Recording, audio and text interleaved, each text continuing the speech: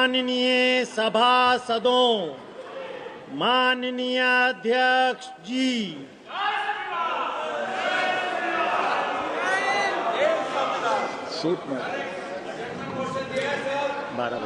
बारह बजे बाद क्वेश्चन नंबर 41 श्री कीर्ति आजाद। मंत्री जी, प्रश्न संख्या 41। माननीय मंत्री जी। Sir, the answer has been placed on the table of the House. ठीक है अध्यक्ष जी, आपके संरक्षण की आवश्यकता।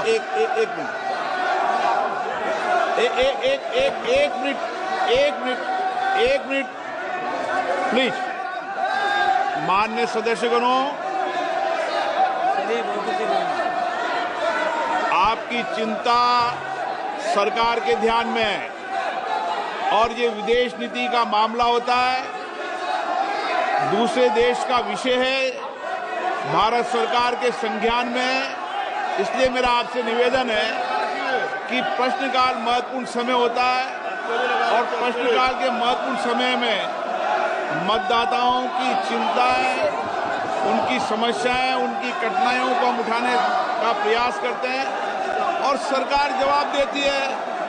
बहुत कठिनाई से क्वेश्चन लगते हैं, आप उनको बोलने दें कीर्ति आजाद जी को। आप सहयोगी दल को व्यवधान पैदा कर रहे हैं, उनको नियोजित तरीके से प्रश्न उठाने देना चाहते हैं।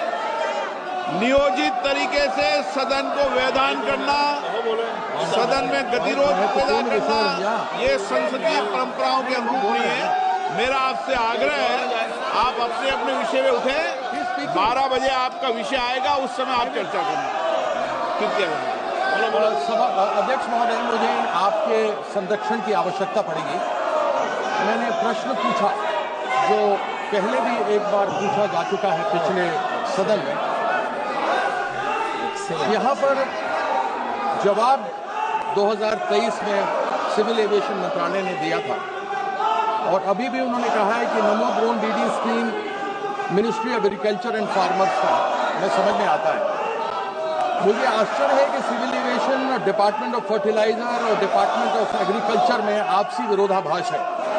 यदि बिंदु 3.35 स्टैंडिंग कमेटी की रिपोर्ट की आप देखें इस केमिकल एंड फर्टिलाइजर की, उसमें लिखा हुआ है, and I quote, distribution of 10 drones per village in more than 6 lakh villages will be dealt in the Ministry of Civil Aviation. The scheme is not related to Department of Fertilizer. मैं मंत्री जी से ये जानना चाहता हूं कि क्या agriculture ministry, department of fertilizer, department of civilization में नमो ड्रोन दीदी का आपसी कोई तालमेल है ही नहीं, यह केवल एक जुमले के रूप में रह गया है। इसका जवाब देंगे मंत्री जी? Sir, the Namo Drone Didi program is a flagship program which was envisioned by the Honorable Prime Minister Narendra Modi ji for financial inclusion and especially the empowerment of women. And I am very happy to share that this has really improved the earning of the women, in which we have done this thing also, sir. And regarding which ministry does it come under? This is the parent department is Department of Fertilizer, which is dealing with this drones distribution, sir. The scheme actually comes under the Department of Fertilizers, which is trying to give the 80% subsidy to the women self-help groups. And the whole number of drones that need to be distributed is up to 15,000 drones. And we have done up to 500. And why we are trying to see how the remaining 14,500 will be done is through indigenization. We want to promote more indigenization of drones. So this is a collective effort. Ministry of Civil Aviation, Ministry of Agriculture, Department of Fertilizer. Collectively we want to see and promote the utilization of drones in agriculture, because we see a direct impact, especially in the earnings that the usage of drones can give to the owner of the drone, and also the impact it can have in the agricultural production and the reduction of the fertilizer or pesticides that get used in agriculture, sir. And the figure of distributing these 10 drones, this has come up in a discussion between these ministries when we were trying to promote. to look at the potential itself. What will be the potential? We have come up with the aspirational figure that we can have at least 10 drones per village.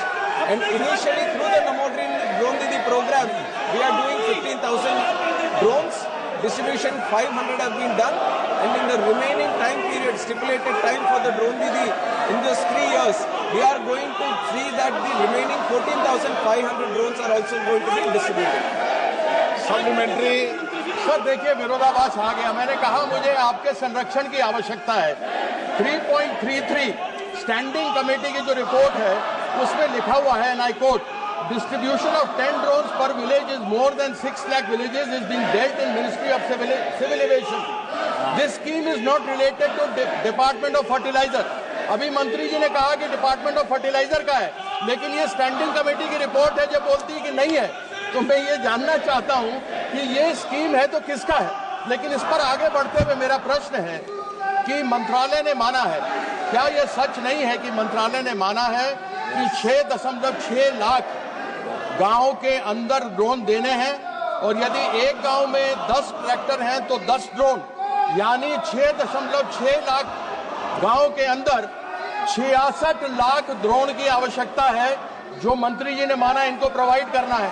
तो मैं ये जानना चाहता हूं क्या 15,000 drone क्या पूरे हो जाएंगे देश के लिए? क्या ये सफिशिएंट है? धीरे धीरे होंगे माननीय मंत्री। नहीं, मैं इसको सर कंप्लीट कर लूं। सर इसको कंप्लीट करना है। एक नैनो फर्टिलाइजर सर, ड्रोन्स की इस्तेमाल हम बहुत ज्यादा कर सकते हैं इस देश में। There is a lot of potential for the utilization of drones, and not just in agriculture.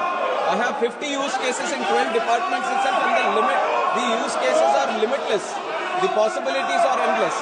But when it comes to utilization of drones in agriculture, one is the Namo Drone Didi program, through which we are dealing 15,000.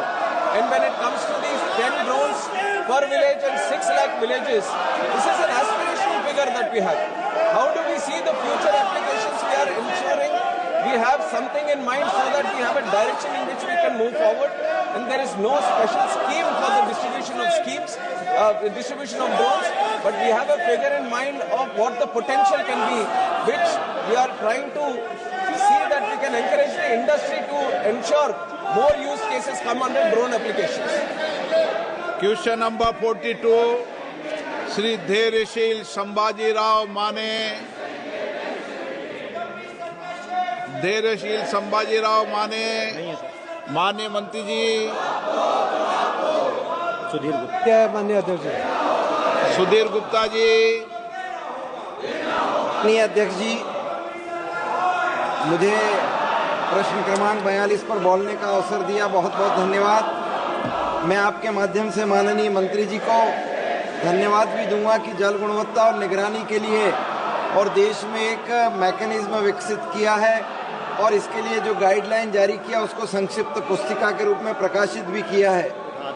साथ ही इस बात के लिए भी धन्यवाद कि JJM के माध्यम से आपने 2% फंड पानी की गुणवत्ता को मेंटेन करने के लिए प्रशिक्षण और प्रयोगशालाओं की स्थापना के लिए भी जारी किया है। मैं जानना चाहता हूं कि क्या ये प्रयोगशालाएं पूरे देश में जिला स्थानों पर या संसदीय माननीय सदस्य, सदन में ये तरीका आपका उचित नहीं है। मैं आपको आग्रह करता हूं, प्रश्नकाल महत्वपूर्ण समय होता है, आपके सारे विषय गंभीर और संज्ञान में सरकार ने लिए हैं, और क्योंकि विदेश नीति का मामला है, दूसरे देश का विषय है, उनकी अपनी पॉलिसी नीतियां होती है, भारत सरकार इस पर गंभीर है। मैं आपसे आग्रह करता हूं कि आप सदन को चलने दें, व्यवधान पैदा नहीं करने दें। हर रोज प्रश्नकाल में गतिरोध उत्पन्न कर आप भारत के मतदाताओं का अपमान कर रहे हैं, ये उचित नहीं है। मैं पुनः आग्रह करता हूं, आप सदन चलना चाहते हैं, प्रश्नकाल चलाना चाहते हैं, नहीं चलाना चाहते, प्रश्नकाल नहीं चलाना चाहते, सदन की कार्रवाई आज 12 बजे तक के लिए स्थगित की जाती है।